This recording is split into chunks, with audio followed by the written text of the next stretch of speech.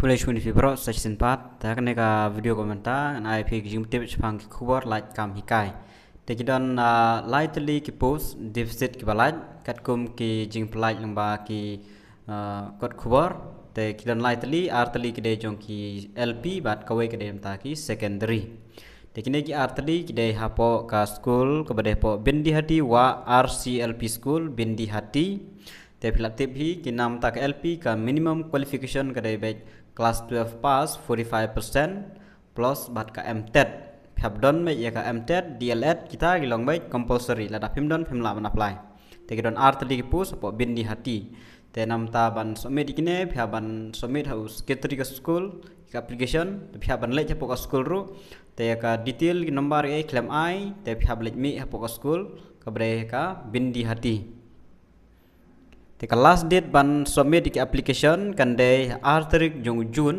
arjar apply te nam ta ka date of interview insa pentip maki pada te sakno kata artarik jong June arjar apply te phia ban submit ki application ko jong phi secretary hapo ka school hi namar ba kham ai ya ka ki number phone wa ki kateng jaka kham ai okay te nam ta ka secondary pada ka way ka jong ka secondary application are invited one post of assistant teacher deficit at Sinat Higher Secondary School Mission Compound. The qualification can belong BSc PCM with BEd. The come preferable namtaki MSc BEd. Come preferable.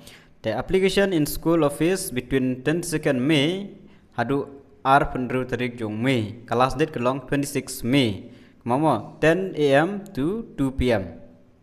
Take a written test kadai on 30 May 10 AM in school hall. Tenam ta kane ka badai hapo Sinat Higher Secondary School ka last date kadai 26 May.